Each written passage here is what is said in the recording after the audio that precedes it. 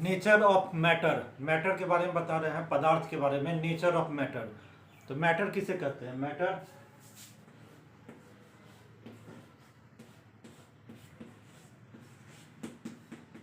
Matter matter का definition क्या हुआ? तो मैटर किसे कहते हैं? मैटर किसे कहते हैं? Anything that has mass and occupy space. यानी कि एनीथिंग, ऐसा कोई भी चीज जो है ना, सो जिसके anything which has mass and occupy space is called matter. अब देखिए, जैसे ये पेन है, ये पेन है, तो इसको क्या, इसका इसका मास है, स्पेस ऑक्यूपाई कर रहा है, जैसे हो गया। तो जैसे कि वुड हुआ, कोल हुआ, आइस हुआ, चौक हुआ।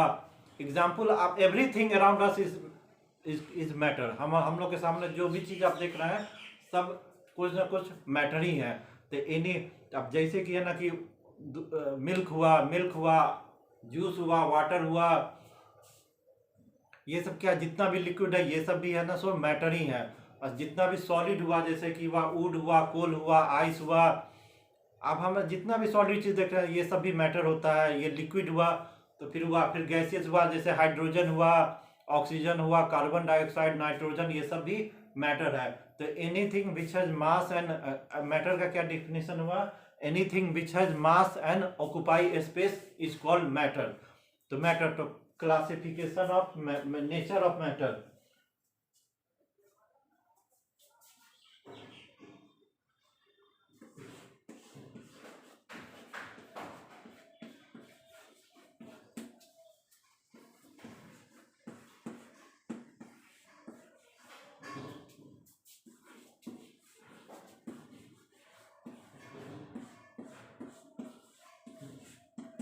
अब क्लासिफिकेशन ऑफ मैटर। अब मैटर क्या हुआ, उसका क्लासिफिकेशन। तो इसका क्लासिफिकेशन होता है,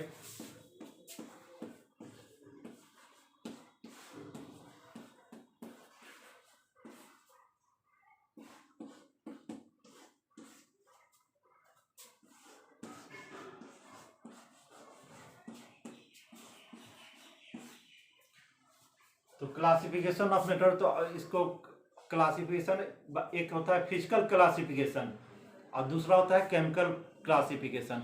तो फिजिकल क्लासिफिकेशन के बारे में पढ़ेंगे कि ये मैटर का फिजिकल क्लासिफिकेशन ऑफ मैटर। तो ऑन द बेसिस ऑफ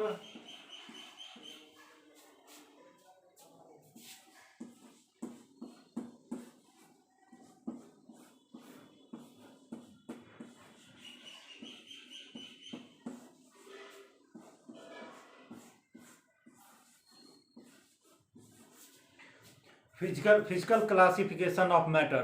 तो on the basis of physical classification of matter, matter can be classified as solid, liquid and gas.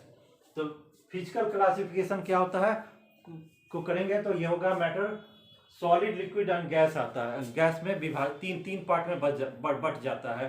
एक हुआ सॉलिड, दूसरा लिक्विड, और एक हुआ तीसरा गैस हुआ। तो है ना, सो अब ये हो गया फिजिकल क्लासिफिकेशन ऑफ मैटर।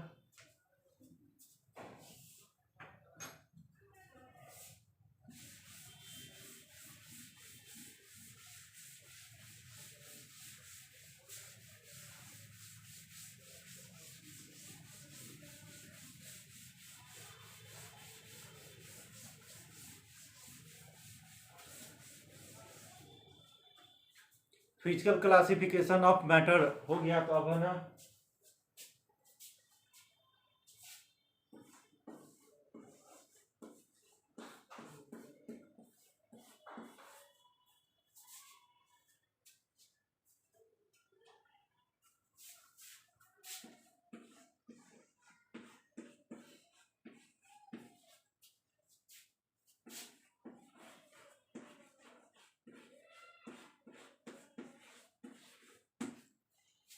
अब आगे है पार्टिकल नेचर ऑफ मैटर। तो पार्टिकल नेचर ऑफ मैटर, तो हम लोग सब जानते हैं कि मैटर किससे बनता है, पदार्थ है ना, तो टीनी पार्टिकल से बनता है। Matter is made up of,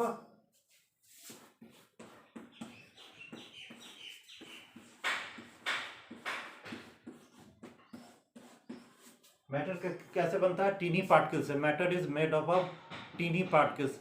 लेकिन जब मैटर, जब ये होता है कि ये टीनी छोटे सूक्ष्म कण से बनता है, तो उसको एटम्स, उसको या तो एटम्स बोलेंगे या मॉलिक्यूल्स बोलेंगे उस टीनी पार्टिकल्स को। लेकिन इसका है ना सो स्ट्रक्चर अलग होता है। जैसे कि अब ये जो टीनी पार्टिकल्स हुआ एटम्स, और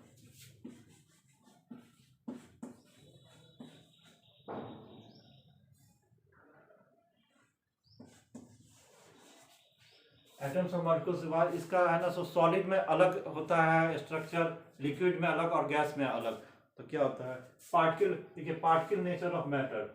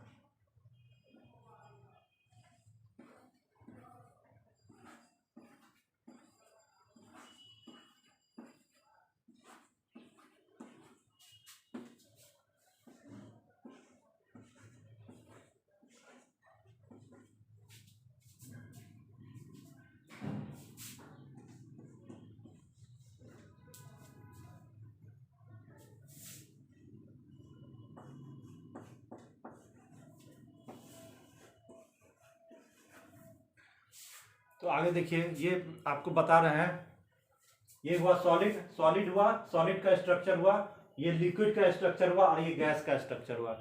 तो पार्टिकल नेचर ऑफ मैटर के बारे में बताते हैं कि सॉलिड में जो है टीनी पार्टिकल्स होता है जिससे मैटर बनता है, एटम्स या मॉलिक्यूल हुआ। तो उसका स्ट्रक्चर देखिए, सॉलिड में इस तरह होगा, लिक्विड में इस तरह होगा, और गैस में इस तरह होगा, जिसके कारण उसका स्ट्रक्चर अलग अलग होता है। तो देखिए ये जो पार्टिकल्स होता है, पार्टिकल जो होता है सॉलिड का पार्टिकल्स होता है, एकदम एक दूसरे में एकदम पूरा एकदम बहुत स्पेस कम होता है, एकदम टाइटली पैक्ड होता है। सॉलिड में जो होता है पार्टिकल्स, एटम्स और मॉलिक्यूल एकदम टाइटली क्लोजली पैक्ड होता है, उसमें स्ट्रॉन्ग फोर्स ऑफ अट्रैक्शन आपस में होता है, और वो लोग बहुत क्लोजली पैक्ड होता है। और उसका पार्टिकल्स है ना एकदम, वहाँ पर जो होता है एटम्स, टीनी पार्टिकल्स जो हुआ एटम्स मॉलिक्यूल, वो ओनली खाली है ना वहाँ पर हल्का सा वाइब्रेट करता है, वाइब्रेट करता है एकदम हल्का सा वहाँ पर, यानी कि इधर से उधर नहीं जाता है, वो हल्का सा वाइब्रेट करता है। अब स्ट्रॉन्ग फोर्स ऑफ अट्रैक्शन होता है, तो जिसके कारण सॉलिड का हुआ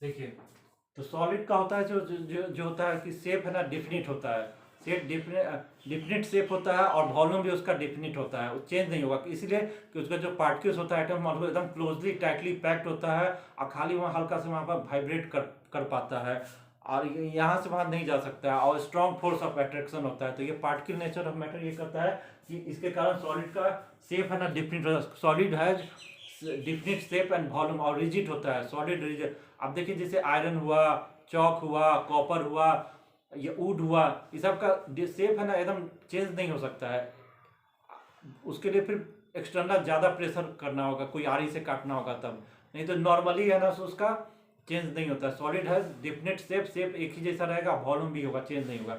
लेकिन ये लिक्विड में आइए, तो लिक्विड में क्या होता है कि इसका जो पार्टिकल्स होता है, तो ये हुआ जो है ना एटम्स मॉलिक्यूल होता है, वो लूजली पैक होता है, यानी कि उसमें थोड़ा हल्का स्पेस होता है, जिसके कारण है ना सो लिक्विड है का जो शेप है ना एक जैसा नहीं होता, उस शेप उसका चेंज करता है, वॉल्यूम उसका फिक्स होता है।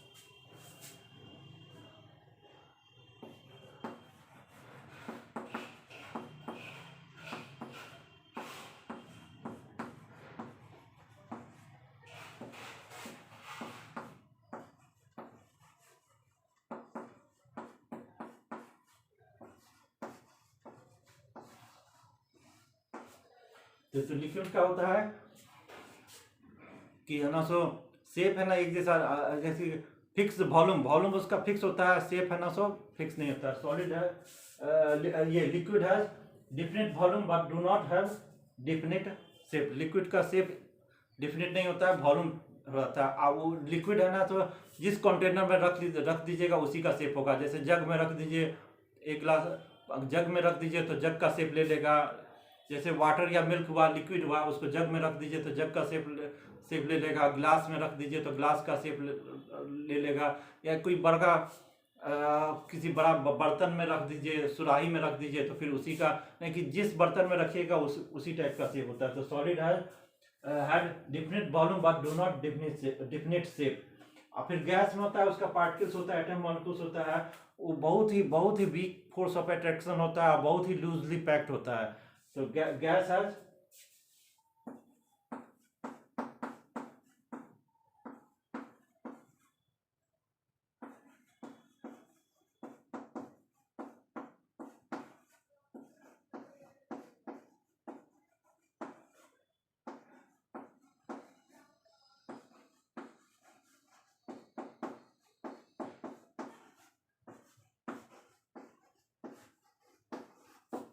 तो गैसेस है neither definite volume nor definite shape. तो इसीलिए किस कारण होता है, इसलिए कि उसका जो पार्टिकल्स होता है, एटम मॉलिक्यूल, बहुत वीक फोर्स ऑफ अट्रैक्शन होता है, बहुत लीजली पैक्ड होता है, और उसमें इंटरमॉलिक्यूलर स्पेस बहुत ज़्यादा होता है, जिसके कारण उसका ना शेप, माने कि पूरा अगर आप एक अगरबत्ती जलाइए तो वो गैस जब जलाइएगा तो उसका जो गैस होता है तो पूरा रूम में फैल जाता है। या कोई सेंट एक बार छिड़किए सेंट तो पूरा उस धीरे धीरे क्या पूरा रूम में उसका सुगंध फैल जाता है। इसीलिए कि पूरा उसका वो है ना लूजली पैक्ड होता है, उसका पार्टिकल तुरंत यहाँ से वहाँ तक पूरा होल रूम में चला जाएगा। तो उसका कोई शेप फिक्स नहीं है। एक छोटा सा आपको है ना सो वही इस परफ्यूम को अगर छोटा सा डिब्बा में पैक कर दीजिए और उसको थोड़ा सा ऐसे स्प्रे कीजिए तो पूरे रूम में फैल जाता है। यानी छोटा बर्तन में भी रख सकते हैं, डिब्बा में भी, और पूरे रूम में भी फैल सकता है। उसका ना नाइदर डिफरेंट शेप होता है ना वॉल्यूम होता है। किस कारण का कि लूजली पैक्ड होता है। ये पार्टिकल नेचर ऑफ मैटर हुआ, जिसके कारण है ना सो सॉलिड में बहुत ही है ना उसका पार्टिकल है ना सो टाइटली पैक्ड होता है, लिक्विड में उससे वीक होता है, और गैस में सबसे कमजोर होता है। तो इसी का कारण सॉलिड लिक्विड गैस का अलग अलग होता है।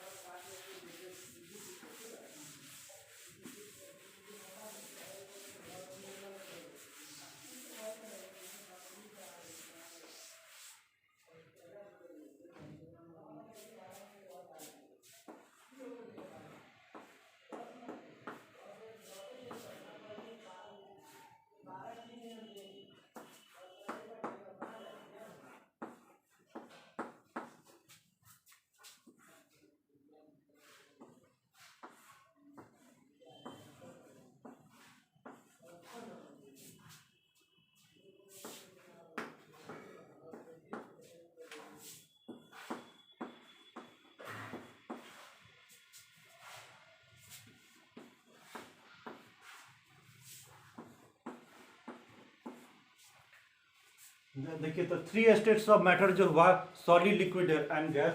तो the three states of matter हुआ, सॉलिड लिक्विड एंड गैस। तो वो ये तीनों क्या होता है, इंटर कन्वर्टिबल होता है। आप इसको एक स्टेट से दूसरे स्टेट और दूसरे स्टेट से तीसरे स्टेट्स में जाते हैं by changing the condition of temperature and pressure. अगर टेम्परेचर प्रेशर को अगर उस पर चेंज किया जाए तो वो है ना सो अपना सॉलिड से लिक्विड हो जाता है, लिक्विड से गैस, या फिर है ना गैस से फिर है ना तो लिक्विड होता है, फिर लिक्विड से फिर गैस होता है। तो देखिए यहाँ पर जैसे कि सॉलिड है, जैसे आइस हुआ, आइस हुआ, तो इसको अगर हीट करेंगे तो ये क्या होगा, वाटर हो जाएगा, वाटर हो जाएगा। फिर अगर इसको हीट करेंगे तो ये क्या होगा, वेपर में बदल जाएगा। तो क्या होता है, हीट करने पर इसका ये सॉलिड से लिक्विड हुआ, फिर लिक्विड से गैस हो गया। फिर अगर गैस को अगर हम कूल करेंगे तो कूल करेंगे तो ये क्या होगा, आइस हो जाएगा,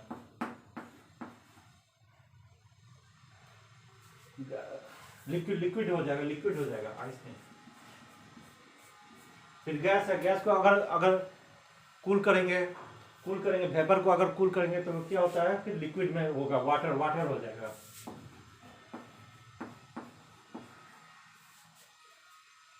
जो वाटर वेपर, जो सनलाइट जो पड़ता है तालाब में, नदी में या तो क्या वेपराइज होकर ऊपर जाता है, फिर ऊपर में जाके फिर वहाँ पर है ना तो कूल होता है, तो वो वाटर ड्रॉप में रेन होता है, तो वही होता है। तो ये गैस को अगर है ना सो कूल करेंगे तो वाटर होगा, फिर इसको और कूल करेंगे तो ये हो जाएगा फिर ice.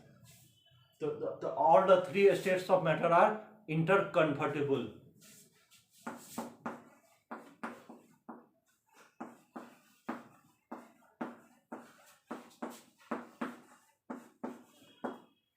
The three states of matter are interconvertible. तो ये आप समझ लिए तो होगा। अब इसके बाद आगे